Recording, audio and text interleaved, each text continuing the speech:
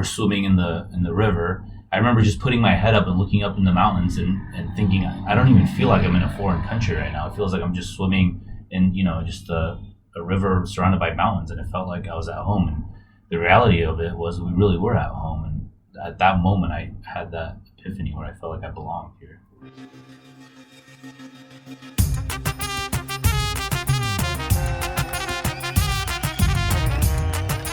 Shalom aleichem, lovely listeners, and welcome to episode 167, a journey back to the Assyrian homeland.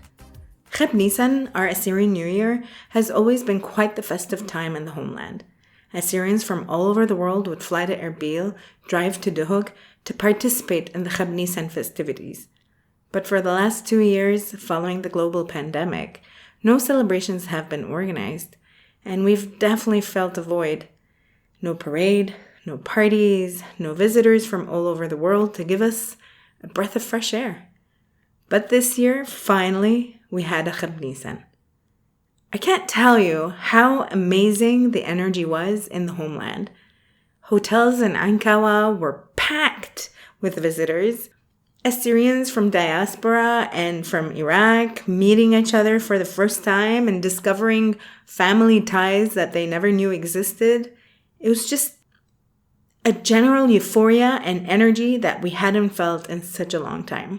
And I took a week off to travel throughout northern Iraq with some of these visitors. A group of young individuals coming from Australia, New Zealand, North America, and Europe who were visiting the homeland for the first time with Gishru. At the end of their 2 weeks, I decided to sit with a few of them to talk about their trip, their experience, and their journey back to the Assyrian homeland. Huddled around a microphone in a tiny hotel room overlooking one of the busiest streets in Ankawa, with the sound of motorcycles zooming by, I spoke with Sargon, Stephanie, Esther, Dylan, Alan, and Roxanne. Dylan is from Belgium, and he's currently finishing a master's degree in architecture. His parents are from Sapna Valley in Iraq and Silopi in Turkey. Sargon David was born and raised in Toronto, Canada, but his parents are from Kirkuk and Baghdad. He's been active in Assyrian organizations and causes since 1999 and was actually one of the founding members of the Assyrian Chaldean Syriac Student Union, also known as AXU. In 2018, he became a single father to identical twin girls via an egg donor and surrogate agreement. Stephanie Bastikis is an Assyrian born and raised in Melbourne, Australia. She's currently completing her final semester of a Bachelor of Biomedicine at the University of Melbourne and is the social media coordinator for the Assyrian podcast. It was her dream for the last few years to return to Atra, and this month she got to fulfill that dream with Gishru. Alan Mushik is a first-generation Assyrian American from Los Angeles, California. He works as a trial attorney and litigates complex cases throughout the southwestern states. He's deeply passionate about his Assyrian community and has volunteered for several organizations and is currently the vice president for the Assyrian American National Federation. Roxanne Reyes is a first-generation Assyrian American from the Metro Detroit area. She's passionate about human rights and social justice and hopes to influence those in the diaspora to preserve their culture and heritage. And finally, Esther Elia, who is a visual artist currently working on her Master's of Fine Arts in Painting at the University of New Mexico. Her work's been displayed at the DeYoung Museum, San Francisco Arts Commission Gallery, the Facebook offices, and Reconstructed MAG. Her ambition is to create a contemporary Assyrian art aesthetic and movement. Before we get to this roundtable, I want to remind you to make sure you subscribe to the podcast and rate and review us wherever you listen to us. Also, if you know someone who should be on the podcast, please reach out to us. You can find more information about nominating future guests on our website. This episode is sponsored by the Ushana Partners, a husband and wife real estate team. Are you considering purchasing or selling a home in Arizona or California? John and Rita are available to help make your next real estate decision into a seamless transaction. Contact the Ushanas at 209-968-9519 and get to know them a little bit more by checking out their website, theushanapartners.com. And now, here's a look into our journey back to the Assyrian homeland.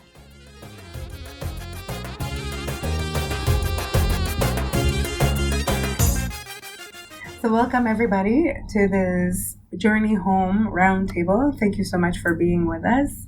How about you go around the table and tell us who you are? Hi everyone. Hi all of the Assyrian podcast listeners.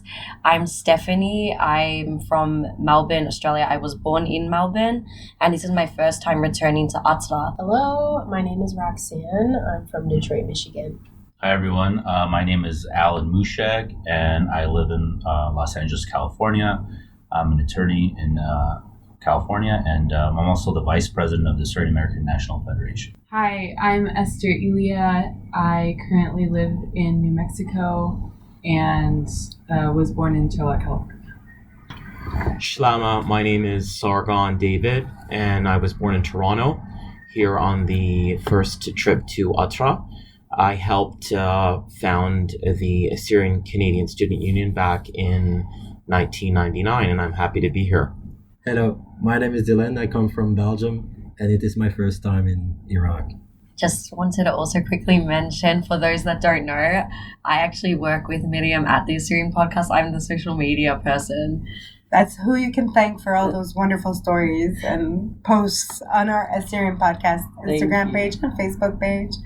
Thank you, Stephanie. Thank you all for being here with me. So just to give our listeners some context to visualize where we are and what we're doing, we're actually sitting in Dylan and Alan's room at the hotel in the middle of Ain Kawa in Erbil. It's towards the end of their journey home. They've been here for around 10 days, all of them. They all came with Gishru, an organization I'm sure you're all familiar with. And if you're not, then go ahead to Instagram and Facebook and search for Gishru. But essentially, I'm surrounded now by all these people who were born in the diaspora and who came home for the first time. And I want to ask you, for people who were born in the diaspora, what made you want to come visit the homeland? So I'll start. I think in the beginning of getting involved with the Assyrian community back in the diaspora, I already had an immediate a desire to do it because I was so, I went to college in Arizona. There's not many, Assyrians when I first went there. And so slowly the community started developing and I started developing that love for our community and working with them. And, I got involved in this organization called the Assyrian American Cultural Organization of Arizona. And, I started working with them and for a short period, for about 2 years, I was the president of that organization. And then slowly throughout the diaspora, you start having, I don't want to call them issues, but you start getting into, let's call them conflicts internally. And I think every one of us has experienced those. And it kind of discourages you and it kind of takes away from your motivation because you're so focused on those issues that you get involved. And I really wanted to go back home to fuel that fire, get a connection with our homeland and bring it back to fuel that fire. And again, have that desire to work for our community again. And I feel like coming back home and seeing what our people, the struggles and the challenges that they have, it really does. I'm really, I'm excited to get back home. I'm excited to have that motivation and that excitement to work for our nation back in diaspora. I think for me, it's similar to Alan's experience.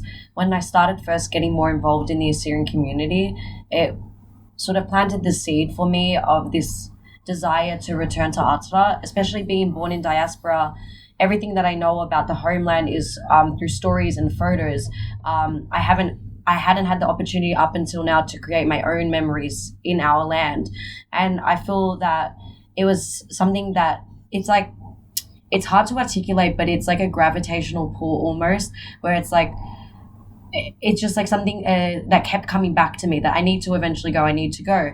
And I sort of had things that kept getting in the way. And I said to myself, this year has to be the year, regardless of what's going on. I can't wait any longer. And it's also a similar reason. I recently have been appointed to lead the Assyrian Aid Society of Australia's Melbourne branch.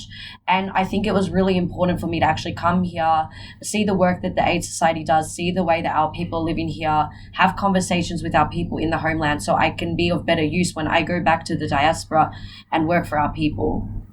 It's Sargon here. I echo what Alan and Steph said. For myself, growing up in Toronto, I used to ask my parents and other Assyrians that were from Iraq why do we not have a nation? Why do we not have a country? Why are we stateless? So those questions started coming up when I was very young. And then I started researching Assyrian history from a both secular and biblical perspective. And then came activism and being involved in the community. So there was always this hope to come one day. And one of the challenges is that, for those that left the homeland, they speak of it in a way that implies that if you do try to go, it might be of a concern for safety, those sorts of things. So there isn't really so much of a positive spin in the feedback I've heard. However, the more active I was in the community, the passion was always there. So when the opportunity came up, like Steph said, things kept coming in the way to prevent me from coming. But I said, it's now or never. I have to make this happen, and I'm glad I did. I kind of feel the same way as most of you were. When I came back to the homeland for the first time in over 30 years, it was more of a now or never opportunity. And I'm curious to see what your first feelings were upon arrival. What was as the plane was landing, did you feel anything? I think I could probably speak for a lot of us. There was obviously some missile strikes in Erbil before we got here, maybe about 2 weeks before. So there was a lot of anxiety and uncertainty. And I'll admit, we were scared coming in. I think, if you disagree, please speak up. But we were worried. We didn't know everything we've heard about Iraq. We're worried about it. But honestly, since I've been here, there hasn't been one moment where I've been worried or scared or feel like my safety is a concern. And I'll be honest with you, there's been times in LA where I'll walk through certain neighborhoods and I'll put my watch in my pocket because I don't know, what's going to happen. And I definitely feel like in certain parts of back home are definitely more dangerous than here. And so that was the first feeling. But, throughout the entire trip, those feelings change. I'm not, I'll admit I'm not a very emotional person, but this trip has been one of the most emotional trips for me. And it's not all positive emotions either. There's a lot of negative emotions, a lot of positive emotions. It's literally been an emotional roller coaster from the get-go. And I think we all need, I think we can all agree that we will go back and digest a lot of this information and these feelings that we felt while we were here, and come back with something positive. I really think it'll flourish into something positive, new perspective on our nation and how we perceive ourselves individually and as a nation as well. Roxanne, what were your first feelings? So leading up to the trip, I had so much going on at home and work and everything, and I feel like all of it was not real up until I actually was seeing Iraq from the plane. And it kind of hit me as soon as we walked outside and it was hot and you can smell the sand or the dust or whatever is in the air. It's just I don't know, it's not a bad smell, it's just a different smell. So when I walked outside, I thought about my parents specifically, because all of the portrayal of this country has been from what my parents have said and what my aunts and uncles have said. And I walked outside and I just was thinking of them and thinking to myself, all right, this is it. I'm finally here. All this time it's led up to this. I didn't have any expectations because I was just so open-minded about what could possibly happen on this trip. What could I see on this trip? How am I going to feel on this trip? For me, it was very, I guess it was a bit unique where I actually had no anxiety coming into the trip, which sort of surprised me, but I felt very safe, even in the process of traveling here. I don't know if it's because I already knew people like Miriam, I knew I had people on the ground, or what it was, but I just felt like everything would work out, because there was so much that was in the way of me being able to come at this point, and it just somehow I was able, even with university actually, I almost nearly didn't get special consideration to be able to sit my assessments later and this sort of thing, and it all somehow worked out. So I felt like there's no way that this was by coincidence. I meant to be coming here right now. So I felt very comfortable in the process of returning. And then when the plane landed and I first stepped out, what was really interesting to me was I'm a talker and I was completely lost for words. I was in it was so surreal. I actually could not say anything for the first 2 hours that I was here.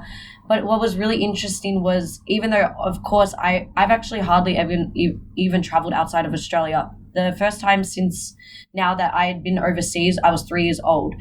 But what was really bizarre was when I was looking around, I felt like I had seen everything before. It didn't feel foreign to me. I felt like it felt like home. It was really, really interesting.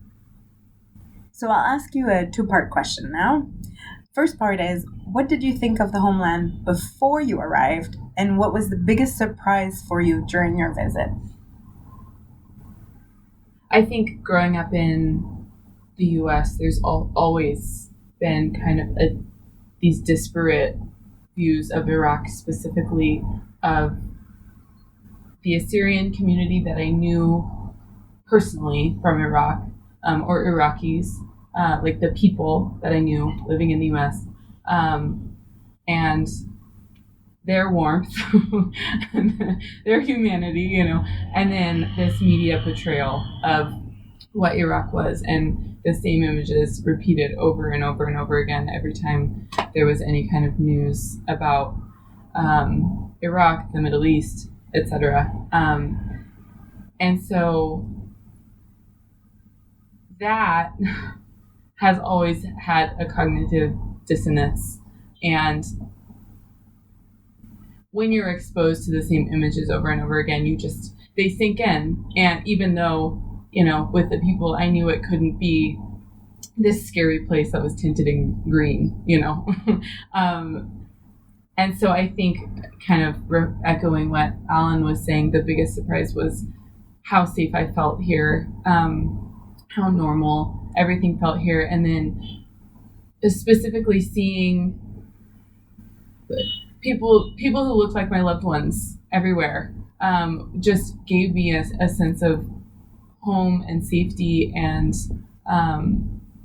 that I've never experienced, and it's been wonderful.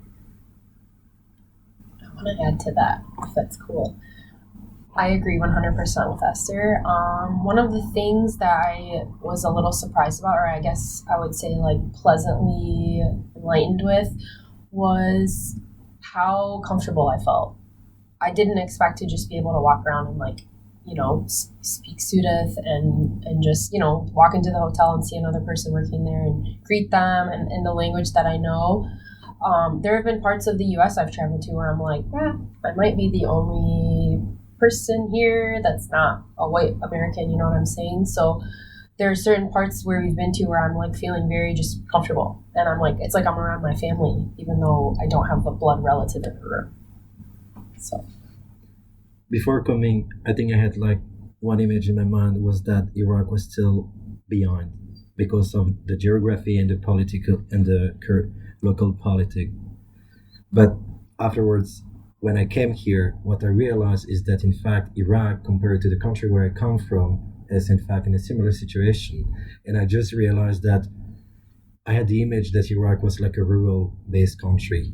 In fact, coming here, what I could see and observe was that the same settings could be observed whether in a Western country or in Iraq, between the urban and the rural. In fact, here we're in Erbil, and I can see the same components that I will see in another metropolitan city in Western Europe, for instance.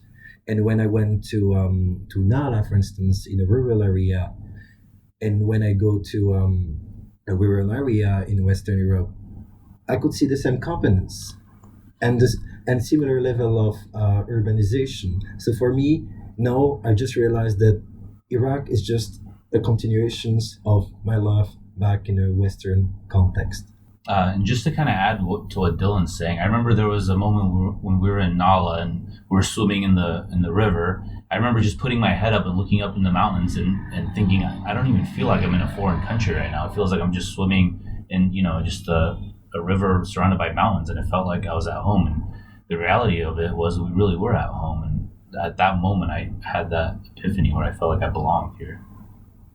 Just adding to what Alan's saying, when we swam in the river, that was also a very pivotal moment for me. My family I actually have no direct ancestry in Iraq. My family was originally from Hakkari and only was temporarily, I would say, for about 20 years in Iraq, and then post-Semele massacre moved to Khabur. So I've grown up on all these stories about the Khabur River and my family swimming in it, my grandmother learning how to swim in it, all of the cousins, everyone playing and seeing pictures of that. So it was always like a dream for me to be able to swim in a river in our country, and I got to do that. It was just like, it was everything. Yeah. I want to talk about the river. The river was one of the best times of the trip. I just want to add, so the water was freezing. I noticed when people were walking in, like, oh my God, it's so cold. People putting their feet in, people really like hesitant to get in. And then a couple people start just like immersing their bodies. And I'm looking around and just making decisions by the second that I'm moving my body. And I'm like, oh, I'll put my feet in. Maybe I'll put like further up to the knees. And as I'm walking in, I'm like, you know what? F it. I'm just going to completely immerse myself into this water. Didn't plan on getting my hair wet at all. I was just like, gotta maintain. Went all the way in, and immediately I was like freezing, and I was like, this is the greatest feeling ever. Yeah. Because it was like you were releasing any kind of like fear or like hesitation of it's too cold, or I don't want to get my hair wet, I don't want to get my clothes wet. It's like, no, you're here in the moment, enjoy it. This is like what our ancestors did. This is what our parents always talked about doing. Take advantage of it and just do it. And I had not a single like ounce of regret about it.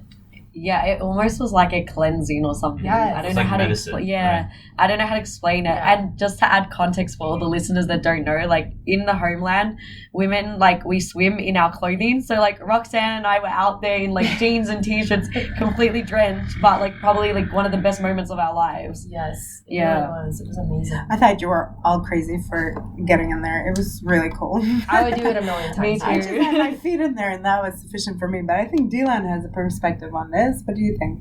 It's not on a river, it's on another idea. Yeah, tell us. So something that I was fearing before coming was in regards to my level of assimilation within a Western context.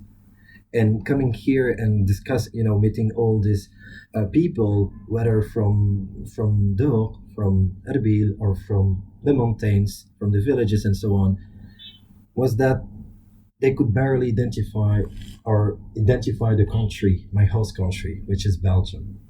And I could just, be part of them. So I was fearing this my Western assimilation. And coming here, discussing with people, exchanging with them, sleeping in their houses, I was just part of their families. They could... Oh, sorry to interrupt. So you were feeling like you had become too Western to be able to connect with the people here? This is what I was fearing. But in fact, my experience here revealed to be different. People could not identify that I was coming from another country. They were asking me, in fact, they could identify where my accent comes from, where my dialect comes from. And Your Surat accent. Yes. And they saw that I was from this specific region. They really, people could grasp that I was from Zaho. Multiple people could identify that. And they really thought that I was a local. But in fact, I was a Belgian. I was not a local. And for me, this is like a nice experience that whether I was born, in another country or born here, at the end, people, just by speaking the same language, I was just part of them. I was not a foreigner. This actually brings me very nicely into my next question, which is, did you guys make any connections that you did not expect to make, either to places or people? I would definitely say to people to the extent that I did. I knew I would want to have conversations. I was a bit anxious actually only about my ability in Surat. Like, I know how to speak in Surat, but it's not very fluent, and I was a bit worried that I wouldn't be able to form as meaningful of connections with a language barrier. But even with the people that didn't know as much English and my Surat wasn't 100%, we formed very, very close bonds, and that was a really beautiful experience for me. I just wanted to highlight one specific example. Out of all the places we've been to, I felt the most at home in Nala because they speak the exact same dialect as me as well. And I think Esther was originally saying that she could see the faces of her own family here. I almost felt a similar experience where in the little girls I could see myself, because they were saying, shalacha or basha, and that's like how we, like tiarayadai, like how we speak. And it was the first time I had seen people outside of my actual blood relatives speaking the same way I speak.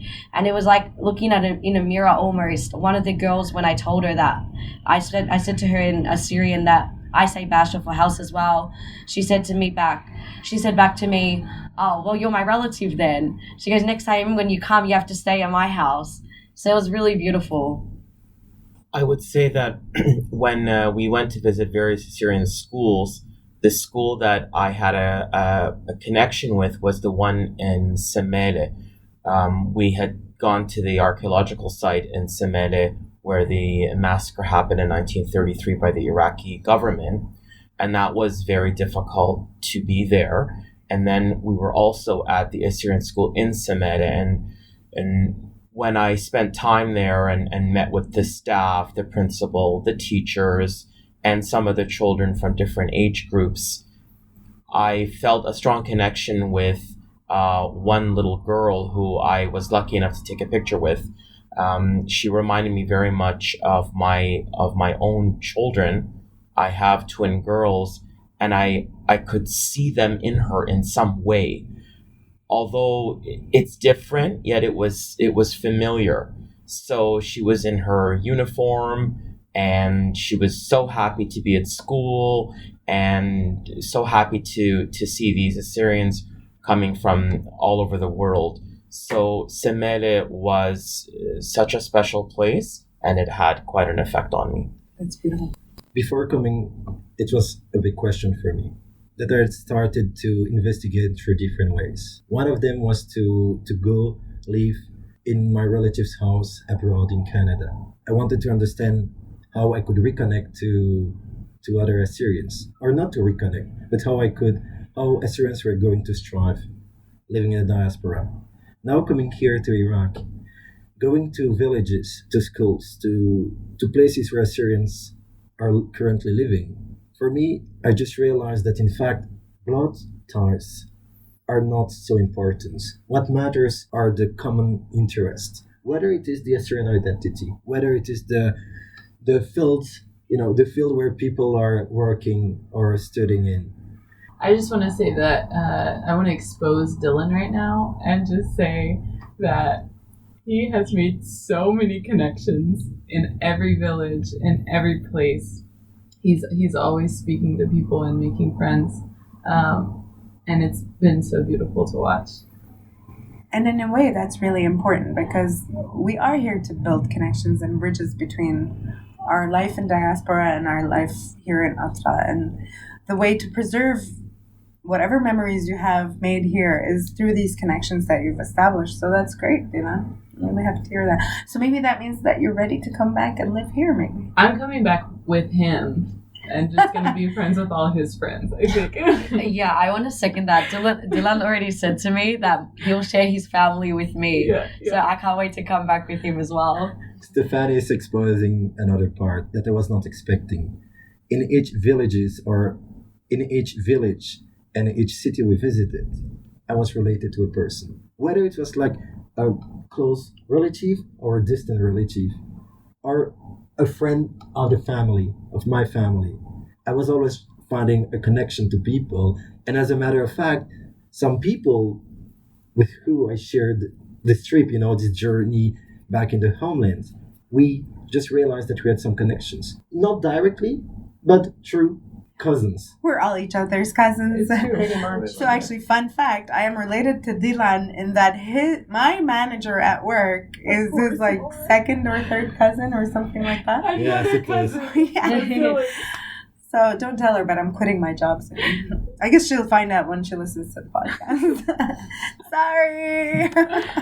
But I really, you've inspired me actually to quit my job because I've realized that although I live here, I don't take advantage of the fact that I live here enough, and that I've stopped interacting with locals because I'm too busy working. Right.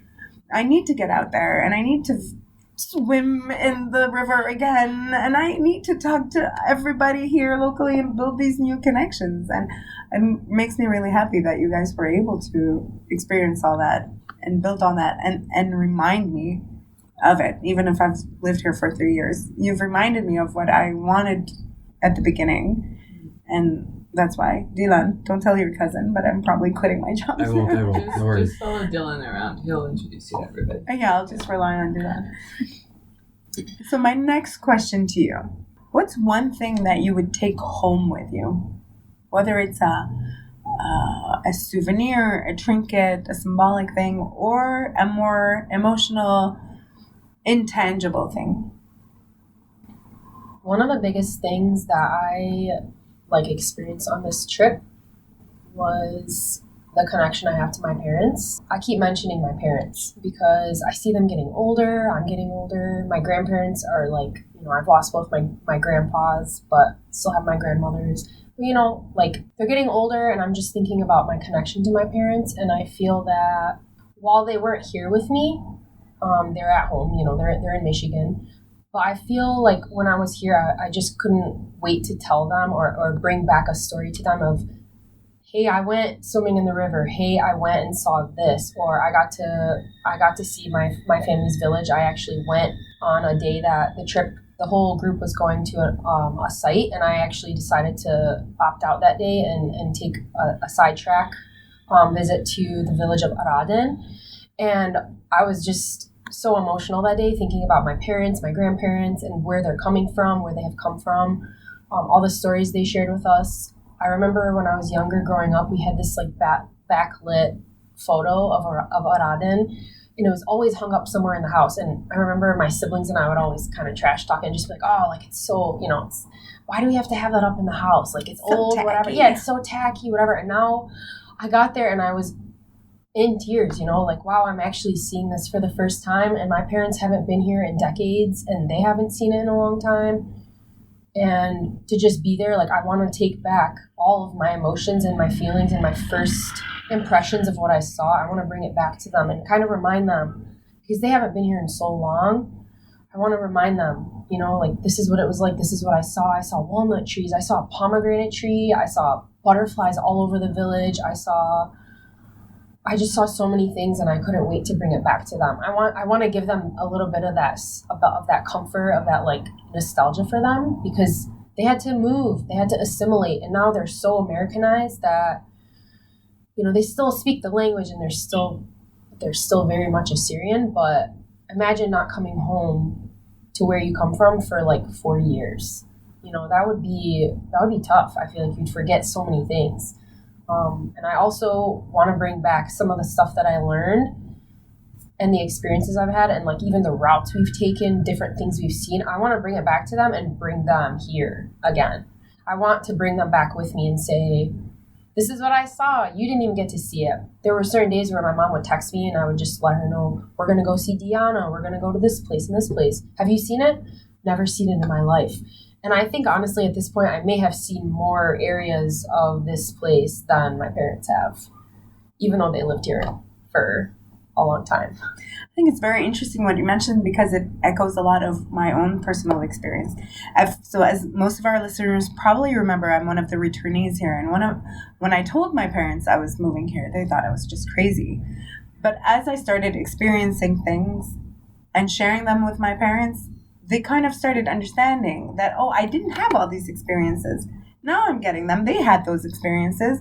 And it creates this special link and bond between us and our parents now.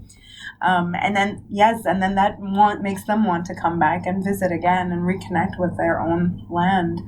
And that's a very sweet and important thing, yeah. Yeah, it makes me really emotional thinking about that connection, because there is somewhat of a disconnect that you don't really realize exists until you're here, between your parents and you, because it's not like I was born here and then moved. I was born in America, and that's all I know. I don't know what their life was like. So yeah, I feel like I didn't know about the disconnect until I actually came here and was like, wow, there's just some, I can't explain it or put it in words, but some things just clicked for me, and now there's a certain connection I feel I have with my parents when I go back, and I just think it's really valuable. I don't know how else you can really fill that gap. Yeah.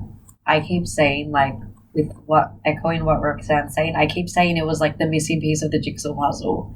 As soon as we came back, I feel like you must all share the same sentiment. Everything clicked. It was that part that was missing, you finally understood why you felt that way, you know?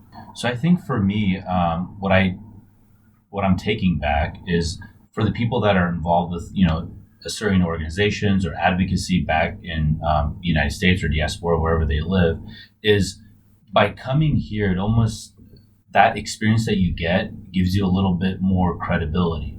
So like going back home, I've talked to U.S. representatives, I've talked to state representatives, I've actually spoken on, like when I lived in Arizona, I spoke on this, the Arizona Senate floor and the House of Representative floor about issues that we're dealing with back home.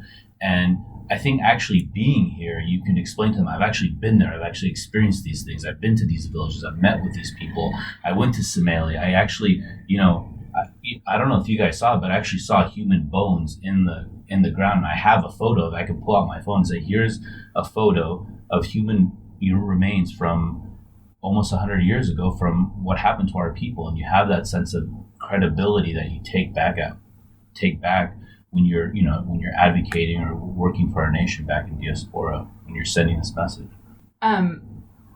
One of the things that I was hoping I would bring back, and that I definitely will be bringing back, is a wealth of visual imagery. I've been working on paintings like commemorating and creating imagery of the contemporary Assyrian identity, and it's been through family photos and things I've seen within like how Assyrians do life within the diaspora. And so coming here was really important to continue to document how contemporary Assyrians are living within the homeland context. And so bringing back imagery with me to continue to paint and make art. We need more Esther art. Documents that. We need another exhibit. Sargon, what do you say? So what I'm taking back from my trip to Atra is hope. Hope is, for me, it's not physical, obviously, but it's tangible, it's real.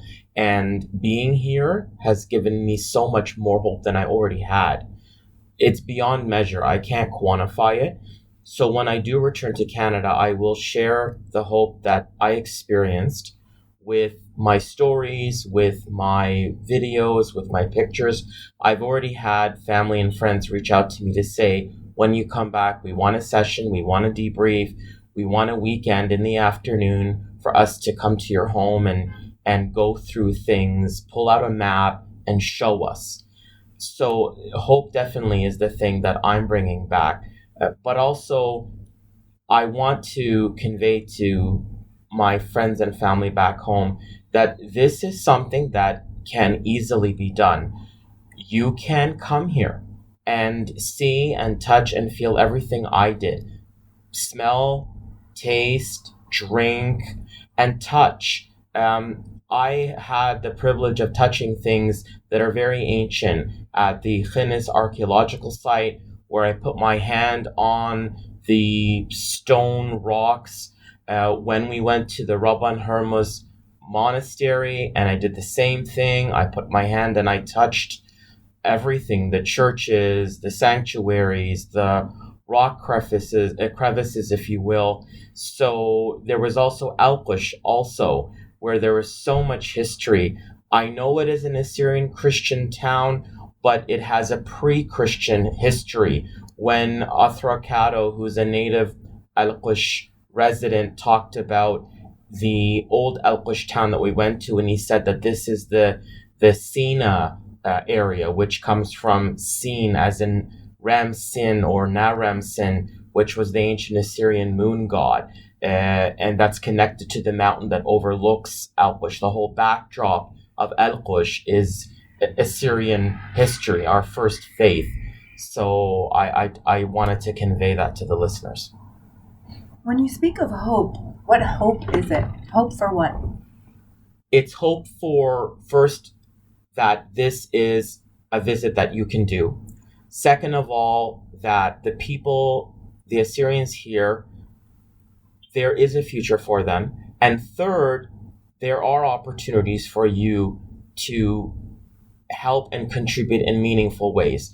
Whether you're coming, whether you actually stay here, or you're providing assistance in another way, financial, so that those that are here have better opportunities, better resources, better support.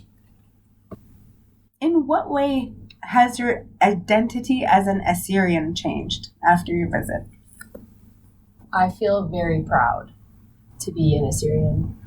When I was younger, I didn't really feel that way. I didn't feel that connected to it. But after meeting so many of the people on this trip and meeting so many people in the different villages and just seeing how much we have in common, all of the pain and suffering that we've endured, but we still managed to like sing songs and laugh together and eat wholesome foods together and just get along so well and have like a really deep connection. There's nothing that can like dampen. There's nothing that can like overshadow what being Assyrian is. And I think all the other things that get in the way, whether it's, politics or religion or tribal, the tribal conversations, all that stuff for me, it just doesn't even show up for me anymore. It's just Assyrian. I just feel like living in diaspora, it was really, really difficult to gauge how alive the Assyrian identity was, or the Assyrian community was. I knew what it looked like in diaspora, but I didn't know how that connected with Assyrians in the homeland. And being here, it's just become so obvious how alive the Assyrian identity is here, and how it's thriving so much more than I thought it would. And I didn't know that's something I would see. And how did that impact your Assyrian identity? I think it gave me a lot of strength, because we hear the bad stories. We hear about the oppression. We hear about the previous genocides and attacks against us. And so to see even a place, I remember the moment we came into Ankawa and saw Suret on businesses. Like, that was something I never knew to expect, never thought was something that existed in the world. And so I think the strength of that, and that people are speaking, that people are celebrating, and that gathering together as Assyrians, as an Assyrian community, it offers me a lot of deep-rooted strength as Assyrian myself. So we've heard strength, we've heard pride. Dylan, how has it changed your identity as an Assyrian? For me, I think I recognize a richness, a certain diversity within the Assyrian identity that I was maybe not aware of. I mean, in my country, I was in contact with Assyrian coming from the same villages, or at least from the same region. So I was surrounded by people speaking more or less similar dialects, having similar ideologies, having similar ideas. Here, I could get to know people coming from the diaspora, but also from locals, that Assyrians are diverse. And we're here, the example, we have some people benefiting from other cultures, Americans, Greek, but we have also people, Assyrian, but who were born outside their homelands. And we have also people who were born here but moved to another country and came back here. So Assyrian are diverse. Assyrian are diverse. For me, I've echoing the sort of sentiment around being proud of being Assyrian and that sort of thing. I've always been proud to be an Assyrian. But I think before coming here, a lot of it was rooted in our ancient history as well. Like, because we talk about the greatness of the empire and how old we are as a civilization, as a group of people and that sort of thing. And I think now that I've come here, what makes me so proud to be Assyrian isn't our ancient history, it's our modern present day people here in the homeland. That's what makes me so proud, because exactly what everyone else is saying, the resilience of our people here, how loving and welcoming and open they are in spite of everything they've endured. That's what makes me proud to be an Assyrian. For myself, it's actually the word identity itself. I didn't know it in Assyrian until I got here. So I learned the word, and it's Heyayuta. My new friend Esther interviewed me on the side for one of her own projects, and she asked me about Assyrian identity. And I said, well, first of all, I learned the word for identity. But my identity as an Assyrian has been enriched. It's been enhanced, and it's been enlightened in a way that is difficult to convey. There's so many layers of richness from the secular, from the religious, from the cultural, and we're at least in my experiences, and I did say this earlier, we're given this narrative that's negative. Like, why would you want to go back? Why is it that you keep asking questions about the places that your parents lived?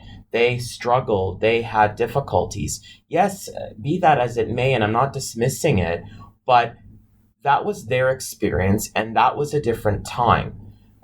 Life goes on, and as long as you're someone who's passionate about connections to your ancestry, this is really the trip that people should be making. And Esther talked about seeing signage in Atra, and as soon as I left the airport and came into Ankawa, that's the first thing I saw. It was like, almost 4:00 in the morning, and store after store, plaza after plaza, all the roads, I just kept seeing signage in Assyrian. And it wasn't a token signage, because we learned when we went to St. John the Baptist Church, when we met with Mar Awa, the new patriarch of the Assyrian Church of the East, I understood at that meeting that in Ankawa, the law actually states that the signage has to be in Assyrian. It's written in the law, and that's beautiful. I just want to add on to something that Sargon mentioned that I think is very important, about how we've heard the fear and we've heard the reasons as to why you quote unquote shouldn't come back. But I think the most important thing to come back, because obviously we have intergenerational trauma from everything that we've experienced as a people. And I think part of the way of breaking out of that cycle is to return and to form these new positive experiences here.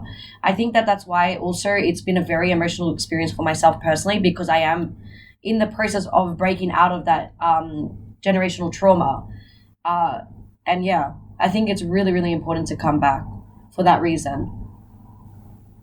Do any of you have more to share about how this trip has impacted you more personally on a deeper level? I did have one experience that I shared with a group earlier, but it was one thing I wasn't even expecting. But as our plane was landing into Erbil, into the airport, I just thought, because my family was actually from Iran, which there's only maybe a handful of people that are from Iran. Most of the people are either from Turkey or Iraq. But for me, it was, I just remember thinking, like, Assyrians all at some point came from this area, whether they lived in Turkey, Iran, or Jordan or Lebanon or whatever. At some point, we're all here, and this can go back thousands of years ago. And I just remember thinking, I don't know when my family left this part of the world and started dispersing, but I know that based off of recent history, I'm the first person to return. And so once that plane landed on in here, I just thought it was so beautiful, thinking like I'm the first person to actually come back after my forefathers, ancestors left at whatever point it was. And so I thought that was very special and very meaningful. Yeah, one of the things, it's personally, but it's also kind of like just on a scale of like society, I want to say. Nala, I think, changed all of our perspectives in a lot of different ways. I can't even really say how many ways it could, but it was crazy, because all I could think was, back home, all it is work, work, work, work, work. That is all we do. And everyone in this room is like shaking their heads. Like, that is what we do. We live to work. And going to Nala, going to these other villages too, and just seeing them, actually living. They are making wholesome meals. They are like looking at the mountains. They are spending time with their loved ones. They are doing things that are not sitting in front of a laptop. And it just kind of breaks my heart, because there's so much to life, and we're just conditioned to always work and always be like, hustling or like, getting things done and checking off our to-do list. And it's like, we don't have time to live. We don't have time to like appreciate our family members and our friends and connect with others in our community, and that really struck me, and it's been on my mind a lot lately. And so that was one of the things for me too, that that's one of the ways it changed my life, where I'm like, I need to look at this the way I work and the way I look at the working life or the hustle. I don't even like that word, the hustle, but that is what it is, because all of us have to like basically work to live. So that's one thing maybe you want to change when you get back home, find more of a work-life balance? I mean, yeah, I'm just looking at my life in terms of, I'm 29 years old. I'm still very young, but I've spent all of my 20s working so hard to like live, make a life for myself. With the pandemic, a lot of people have noticed a change in their perspective of a work-life balance. It's a lot more meaningful to people now, and I think more people are valuing their personal time, even if it's time to just like sit down and have a coffee and read a book. Those kinds of moments that I get in my the very short hours of my day, if I have time to read a book or cook a wholesome meal, I really value those things, and I didn't always value them. They seem more like a chore, but now I actually like enjoy them. I really love everything you just said, Roxanne, and I completely agree. I think for me, I've always, even though I was born and raised in the West, I was born and raised in Australia, I've always felt very disconnected and always like the black sheep of the community, because my priorities have always been different like that. Like exactly like Roxanne said, in the West, you live to work rather than work to live, but I feel like I'm programmed differently. Because when you look back at our ancestry and the way that the Assyrian community has always been based, it's always been community based. It's been helping each other. Hey, you don't have an egg, I'll give you one. That sort of mentality, which we're very it's very hard to still have that like bubble within the West. And when you become assimilated, then it becomes a more individualistic society, and people are worrying about material wealth instead, more so doing what they can to get to the top, get the highest position, get the highest salary. And I've just never related to that being a priority of mine. I'm very much a community-based person. I'm very much the sort of person I often, to my own hindrance, put people before myself. But what was really validating about coming back here is that there's all these people that have that mindset too. And that's a lot of the reason why a lot of people returned as well. And it's really, really beautiful to see that sort of community still exist and it be our own people. The way that this journey changed me, I think it is my passion that is at the same time my studies and my work. So I realized that my work back home is just a mere contribution. And here, when I walked on the street, when I visited people, I just realized that my work here could have a real impact. It is not just a contribution, it can have an impact because there is a need. I can see that now maybe I have like a purpose, that my job has a purpose. It's not just a contribution. It can have an impact, and it is maybe the purpose of why and what and how and when I will come to Iraq. And Esther is an artist who has already left her footprint here. And from that, I can realize that, let's say from the perspective of art, I can realize that art has certain meanings beyond that. And those meanings, they can have impact. And through the art of Esther, I can see that there is an idea of reclaiming the identity. Let's switch things up a little bit. I want a different perspective now. Now we've talked about how this trip has changed you. Let's talk about how possibly it has impacted the homeland itself. Do you think that your visit has had an impact on locals here?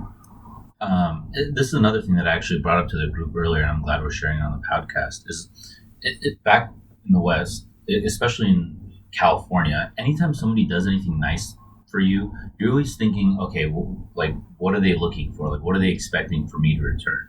And one thing I've noticed here is the people that we're meeting with are so genuine and friendly and welcoming, and they're always constantly doing things and excited to see us and, happy about it. I'm thinking, why are these people so happy and excited and, warm to us? and they're just genuinely happy to see us, and that's it. And that took a while for me to grasp, because we're so used to people. When people are being nice to you, they're obviously expecting something in return. And so I think when these people see us, we're actually bringing joy and hope and like a sense of happiness to them that is actually genuine and beautiful, that we don't really see in the West. But that was one thing that that I did notice, and it took a while for me to kind of really grasp and understand. I think one of the ways I realized it actually has had an impact, I guess when you come here, you think about how the trip will change you, but you don't realize how on the other end, it's been just as beautiful and enriching of an experience for our people in Atara. Similarly to Delan, I've added a lot of people that I've met from here on social media. A lot of the schoolgirls added me on Snapchat, and we started Snapchatting now. Like, we send each other voice recordings in Assyrian because maybe they only know how to write in Arabic. I can't read Arabic, so we found a way to communicate. But one of the girls, after we had visited the schools, it completely surprised me. Her name's Mardina. After we met, she put the selfie her and I took on her story, and she put as the caption, "I was very happy to see you. I hope you will visit the school again. I loved you so much," with a laugh heart and a crying face. And that's just one small example of how our visit to the schools, just the schools, not even talking about the villagers and the other people we interacted with, all ages, but just the school kids, how much of an impact we made in their lives by visiting. And we might not even realize how important it would be. I just think that's so beautiful to know, like, just as much as they've touched our lives and our hearts, we've touched theirs. I would like to make a special request that Roxanne speak of her experience impacting the girls. Okay. Well, I was thinking too, how can I answer this question? Because I can't speak on behalf of them. I don't live here. I don't live their lives, but, yeah, so Esther, the story is basically that when we were at one of the schools, I work with kids. I work with kids with special needs, and so I love kids so much, and it's natural for me to interact with them and have fun with them. It's like I don't even have to like really think about it. But I had so much fun at the schools, and I loved interacting with all the kids, and obviously like I'm a strong woman. I'm like a woman who I'm very like, I'm a feminist and I'm like loud about it, whatever. But when I'm talking to these younger girls, I see myself in some of them too. And I'm just like, I always want to empower girls and empower women. And so when I was there, I was just like, trying to interact with them in so many ways. And one of the things that happened was I noticed, I'm greeting them, I'm introducing myself, saying my name, I'm speaking Surat, and they're shaking my hands, and their handshakes are so like delicate and soft, and I'm just like, you know what? I'm like, I'm gonna teach these girls a hard, firm handshake. So I tell the girls, I start laughing, and I'm like, I shake their hand, and I tell them, I'm like, look, when you shake someone's hand, I want you to shake it hard, like hold their hand and don't squeeze it, but squeeze it. And the girls were laughing, and they didn't really understand. And I was kind of demonstrating for them and showing them myself, and they loved it. And I just told them, I said, especially if a man shakes your hand, they might try to squeeze your hand, but you can squeeze it right back. I told them, I said, this is a thing. This is a thing when you meet people. I don't know why it's a thing, whatever. But they loved it. And actually, one of the people on our trip heard me talking about this, and he comes and says, okay, I'm gonna test this out. So he goes and he introduces himself and he shakes their hands, and he was like, wow. They all had very firm handshakes, and the girls loved it, and they were like, yeah, we're gonna definitely do firm handshakes from now on. But who knows if they will carry that on, and who knows if they'll do it. But they were really into the idea, and they thought it was awesome. And they also, they mentioned that the boys won't let us play basketball with them, and I was like, just walk over there. Go over there and play. What are they going to do? And the girl said, nothing. So I was like, go play. And she actually went and played with them. So I don't know. I think our impact can be anything as little as a handshake, or even, maybe a confidence boost. One of the girls, I noticed a lot of them when we were around, us women being around the younger girls, they would always comment on looks. You're so pretty, your hair, your nails, your, whatever. And I would tell them, you're so smart. you're funny. I made sure to say those kinds of things because I feel like, as a young girl, when I was younger, I would always hear things about how I looked rather than how strong I was, how funny I was, how, whatever I was. And so I like to go out of my way to do those kinds of things. I love that. I also want to add too, one of the things that I think could make a difference when we visit these people is, they live here, they experience this life every day and the struggles and all the good and bad things. And I sense that they see Americans visiting or, Westerners in general, and they probably are a little amused at it because, America, you know what I mean? So they see us visiting the homeland and they are like, wow, they care. They're here to see us and they want to support us and they want to potentially visit again or come back and make a difference in the homeland. And I think it could give them a little bit of sense of hope. Absolutely. Definitely.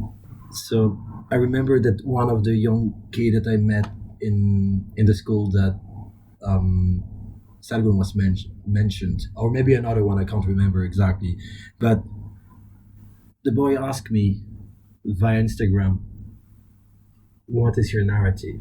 Why did your parents leave Atra? And I shared my experience. And the kid was not judging me. He was not judging my parents. He was trying to understand what was the narrative behind. And here it shows that the locals also they recognize that Assyrians live also abroad and want to have contact with them. And I mentioned before that multiple kids are calling me. And for me, from that I can infer that those people want to have contact. Some of them it's just random conversations. We just talk about their daily lives. But with some others, we had discussions about common interests. And we met someone yesterday at Diana. He was the photographer.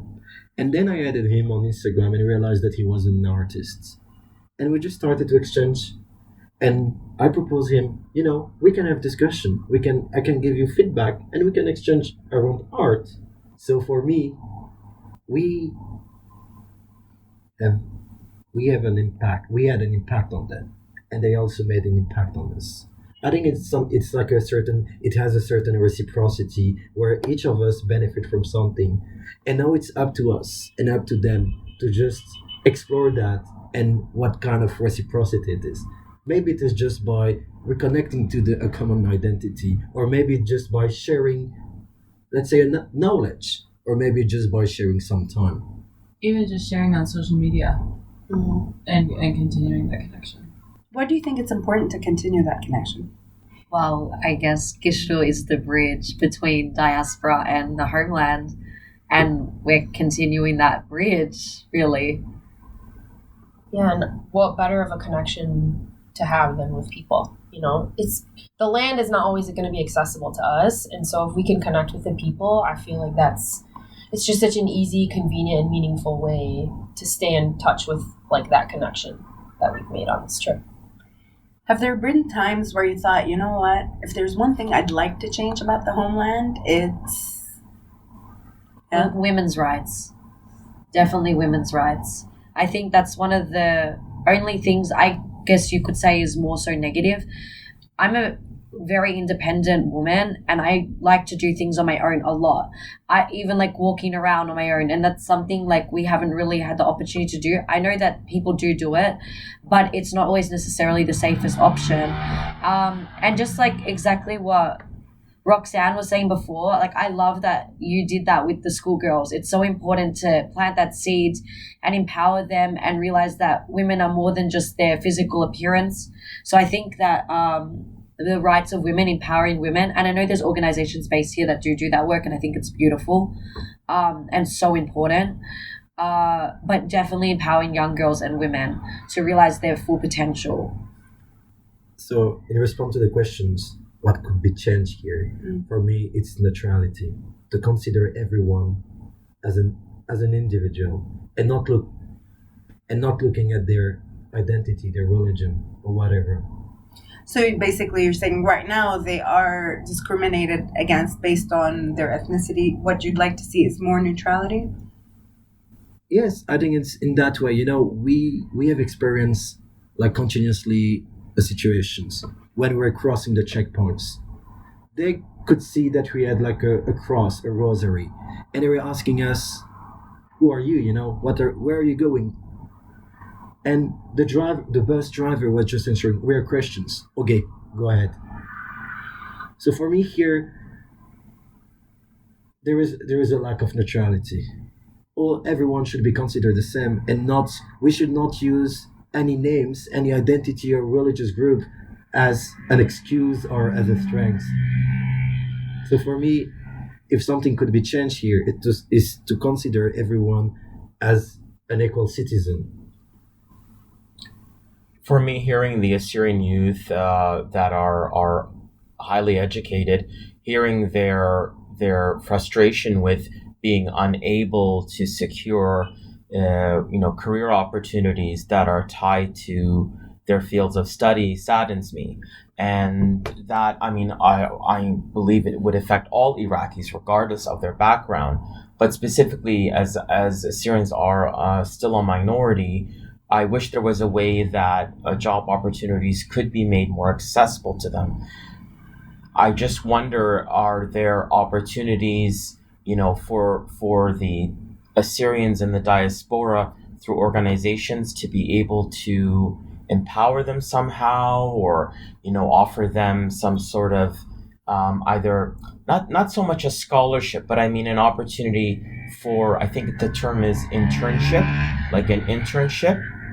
Yeah, if an internship or something like that could be offered, that would be not only enriching for them, but it's excellent for their CV, for their resume, if you will. But that's not my area. I don't work in that industry, if you will. And so I just put that out there for others who are listening to this podcast. I just want to add to that. That is like such a big thing, because a lot of the reasons I've heard of why people want to leave here is because they want to make a living in their field or do a job that they aspire for. So earlier someone mentioned there was a student that had went to dentistry school, but they can't even practice. They have to go teach at a school or work some other kind of job that's not related to that. And it's amazing to have that education and get through all that schooling, and then they can't even use it. And so if they had the opportunities to work and do those jobs here, they would stick around and not have to leave and go to the States or go to school in the States. What can be inferred from what has been just said is maybe equity. I was mentioning before equality, but equity is as much as important as equality, because here we could observe that there was a certain lack of opportunities for Assyrians, because they were living in remote locations, or because they're female. Yeah. Or because they don't have access to the same job opportunities as others. Or because they're just discriminated based on their identity or their religion. And here, if we look at equity, Assyrians could receive certain help in proportional to their weight. This morning someone was talking about the seat positions at the parliament, that Assyrians have only 5 seats, and that those 5 seats are not even being occupied by Assyrians who identify themselves as Assyrians and not as another identity.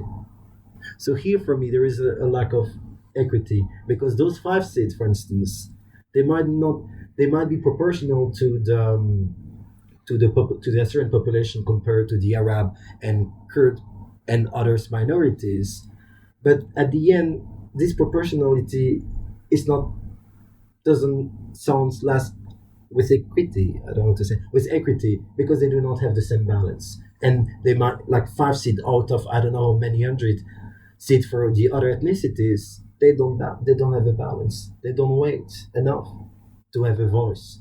Mm-hmm. I also want to add more respect towards our ancient and very valuable pieces of land. so much trash. I've never seen so much trash on areas that we were visiting. We went and visited Semele, and there was trash everywhere. And that place is locked up, so I don't even understand how that happened.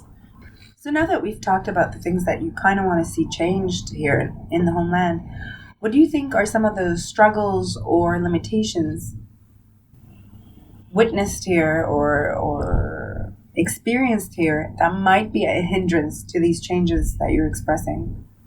I don't know if like the locals are allowed to speak up about this, so I'm going to say it.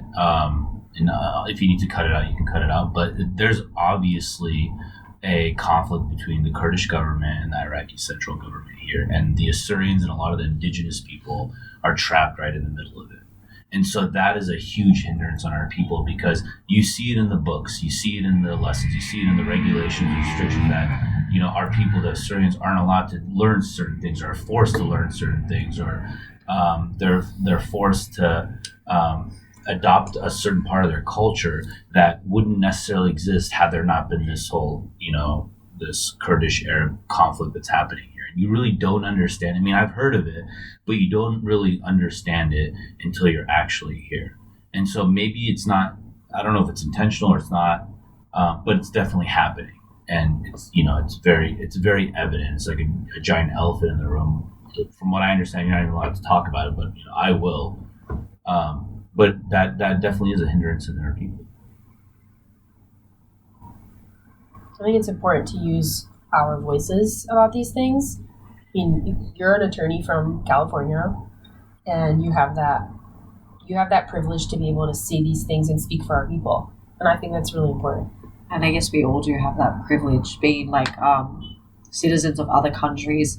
We have that luxury where if we speak out, we have somewhere we can go back to. You know what I'm trying to say? So when we come from that place of privilege, I do believe it really is our duty to advocate for our people, at the least. Alan, you touched about education a little bit. Can I get more of your thoughts about education here in this country?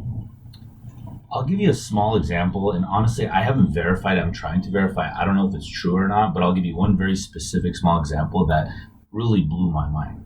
So from what I understand is in our own history books, and because there's public schools that are fully Assyrian, so all the students are Assyrian. They learn, they get their education in Assyrian. Granted, they also learn, you know, Arabic and Kurdish, which I think is important for this country. But all of their materials in Assyrian, including their history lessons. And so for me, I'm huge on history, so I'm always listening to history podcasts and learning about like World War I and, you know, II, and, you know, our ancient history, and not even only Assyrian history, but all other cultures and civilizations that played roles in the entire world. And so for me, you know, I love learning about it. And what I learn is that a lot of time history is written by the victor. And so you'll get different perspectives of it, but the overwhelming history that you'll get is written by the victor. And so going to our histories, one of our martyrs that we learned about is about Marshum, about how he was, you know, killed by Simkun. Basically, he was ambushed. He was tricked into an ambush. And so, and again, I don't know if this is true or not, but from what I understand is there, in the Kurdish culture, Simku is looked at as a national hero. And so they write about him in their history lessons as if he's a national hero. And then they force these Assyrian schools to teach it in their Assyrian lessons. And so for me, it's almost a form of forced cannibalism, where this character in history was actually, I think, an antagonist, and I think, frankly, an evil person that is being forced to be learned by our people, or the victims of this people, as a hero. And so that's just one small example of it. That I don't know if we're allowed to talk about these things, but when I learned about it, it just blew my mind that's what we're being forced to learn about. Alan's point is relevant and appropriate. History is important, but it needs to be conveyed accurately, without bias. And the bias is, yes, Simko may have been a proud Kurdish historical person that achieved certain things for Kurdish nationalism. However, he also, did things that set our nation in a direction with more challenges. He was dishonest with his supposed meeting with Marshamon and ambushed him, I believe, which is the word that Alan used, and was deceitful. And I'm pretty sure that when that is taught in schools in Iraq, that any criticisms of Simcoe are not conveyed, and that's biased. History should not be presented in that way, and those that do present it need to be open to feedback and criticism. Otherwise, it's no different than when the former regime of Iraq presented history that was shown with extreme bias. And even setting aside the Assyrian perspective or the Kurdish perspective, looking at it just from a human perspective, why are we celebrating this figure who committed atrocious human rights violations? Like, objectively, as people, we should recognize there's something wrong with putting someone like that in a positive light. Regardless of what their accomplishments were. So, for example, right now in the United States, there's a movement with, Christopher Columbus. And originally he was celebrated. But then now, when you really look into his history and see what he actually did to North America, people are changing their opinion about him. And a lot of this reversionist history is coming to light and getting a new perspective of some of these figures in history that are not heroes. They did some positive, but they also did a lot of, bad. And a lot of their intentions were bad, even though they had positive outcomes, whether those outcomes were intentional or not. So you visited a bunch of schools here, if I'm not mistaken. What were some of the things that you observed that surprised you at the schools that you visited? I'm saying this as an American that went to a middle class public school where I had access to. I graduated high school in 2010, and when I was in high school, we had iMacs. Like, I got to sit and work at an Apple computer. These schools they looked like they hadn't been touched up in decades. They had, whiteboards that were crooked on the wall. They needed to be probably adjusted. Very little maintenance done. Old desks. They didn't have very many writing utensils. I walked into a class where they were using this electric radiator of some kind to heat up the classroom. It's just, these kinds of things that we might not think about because we don't see them. But when I look at it, I'm like, these kids are coming to school for, however many hours a day, 6-7 hours a day, and they're sitting in these rooms and they're so happy to be there. They're very well mannered. They listen. They're so smart and they're very educated. They know 3 different languages, and they have very little resources compared to what I had. And I remember seeing one of the classrooms had, they had wires exposed on the walls, just things that you don't see every day. And it's just really sad. These kids deserve better. I don't know who runs the schools. I don't know who funds all of these things, but it's just all the things in the country, they start with kids. The kids are the future. And if they don't have, I'm sure they're very smart, so they have the access to a good education, but that doesn't mean that they should be in a school where one of the sinks in the schools didn't work for me. I was struggling to turn the sink on, and I figured it out, but I don't know, just these little things that I noticed, and I think to myself, wow, I was so privileged to go to school where I went, and I look at these kids and I just think they deserve so much better. So to answer your question, the schools are basically completely run off donations to the Assyrian Aid Society, which shouldn't really be the case anyway. If I don't know if I'm allowed to be saying this, but if it was in a society that was equal, we had equity, like we were mentioning before and all that, these are things that the government should be funding, not an Assyrian humanitarian organization. Exactly. So that's the issue in itself for starters, which is insane when you think about it, even to the extent their textbooks are printed in America, not here, I believe. Correct me if I'm wrong. I believe they're printed by the Aid Society and supplied to the schools, or maybe printed here, but the government doesn't even supply the books. So actually, so the books are actually written in Kurdish. The books are Kurdish. Yeah. Somebody here translates them, and then they're responsible for printing the Assyrian version. But even that shouldn't be the case when you really think about it.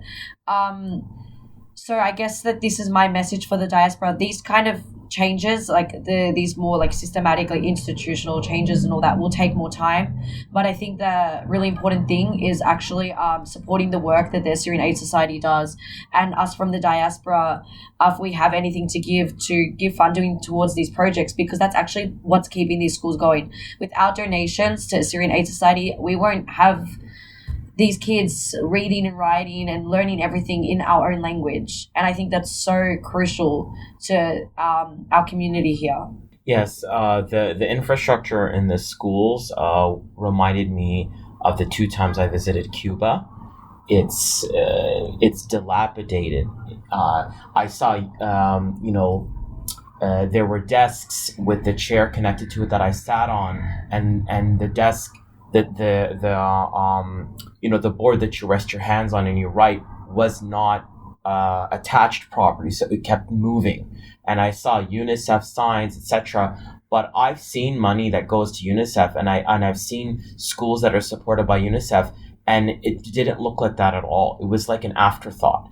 And however, the positive I saw was the passion that the teachers had. These teachers were, especially one particular gentleman, he was like a firecracker. He was going at it with like teaching algebra and in Assyrian, and I was sitting there and I'm like, I don't even know where to begin. Like, I would be completely lost. And the textbooks, the particular page that I open, and I have a picture of it, in English it says something like linear angles of the third unknown or something like that, and it's all in Assyrian. I thought to myself, I don't even know how to say that. I can take the time to read it and learn it, like I learned the word for identity, heyayuta, but it's going to take me some time, because this vocabulary is not vocabulary that I grew up with at home with my parents, because I don't think even my parents, may they rest in peace, knew this vocabulary, because it wasn't what they were taught growing up in Iraq. So the passion for the teachers really was, it gave me hope. But to add on to, or to strengthen what Steph was saying, the Assyrian Aid Society, it's their schools, and they are the organizations that fund them, that channel the resources there. So please, there are chapters of Assyrian Aid Society in various diaspora nations across the world, such as the one in Canada where I'm from, and they hold a variety of events. I can speak to the picnics in the summer in Toronto, where that money goes to these schools. And I knew that, but now that I visited the schools, I can see that it's authentically being received and how it manifests. It's real. Thank you. So I want to ask you, do you have a message to the youth here? Esther, do you have a message to the youth here? Be artists. Yes. They're my heroes. Don't give up. I can say something. I remember the last school we visited, I think it was in Semele, and I remember just watching them play. Well, actually, when we first got there, they were having a picnic, and I was obsessed because it was just so cute. They all worked together. They were probably between the ages of, 7 and 11 or something. And they all just worked together. They laid out all this food, and they all sat down and nicely ate. And I was just like, oh, it's so, I don't know. It was just so cute.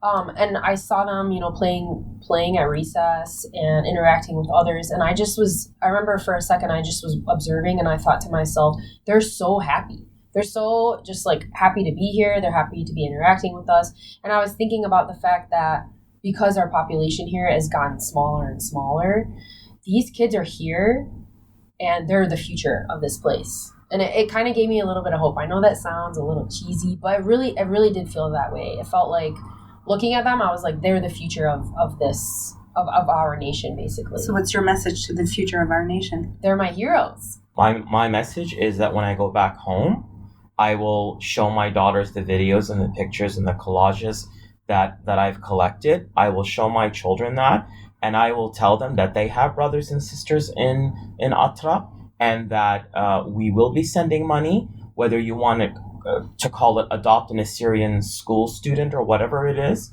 But that will be my goal for my children. That money, they have to put money aside and send it here so that their brothers and sisters that are comparable to their age group know that they have support. And then, so my message for our youth here is that I really want them to understand how important they are to the survival of our nation.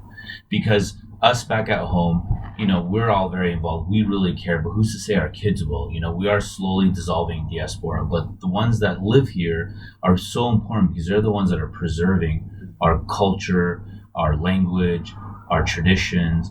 And it's very important to know how important they are to the survival of our nation and how much we appreciate them. What I can say to those people, if they're in front of me, is that they're here, they exist, and they're meaningful. So what would be your message to your fellow Assyrians back in diaspora then? Come and visit Atra.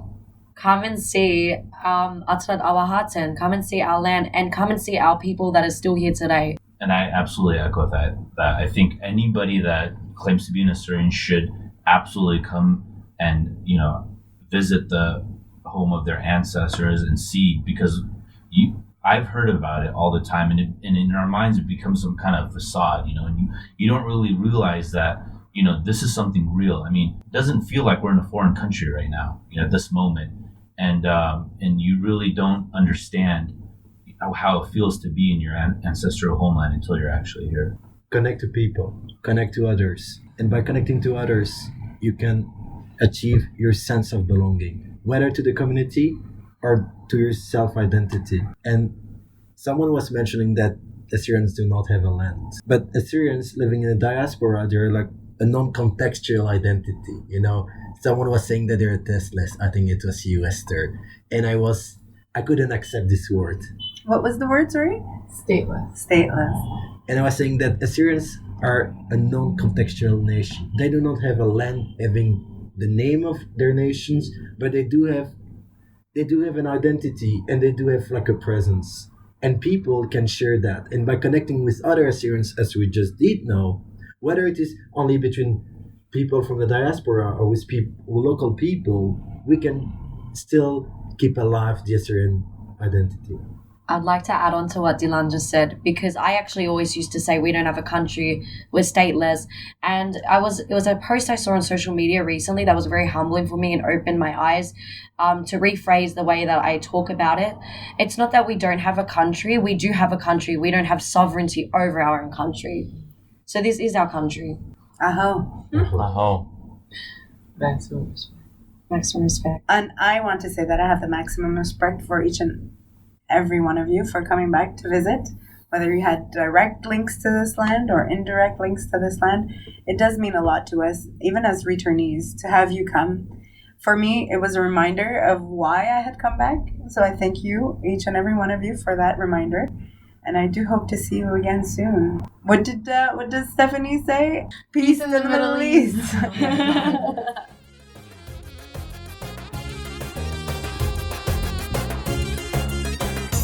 Thank you for tuning in to this week's episode of the Assyrian Podcast. I hope you enjoyed the roundtable discussion, and I hope it inspired you to come visit us in the Assyrian homeland. Don't forget, whenever you want to visit, you have an entire Assyrian community, your family, waiting to welcome you home.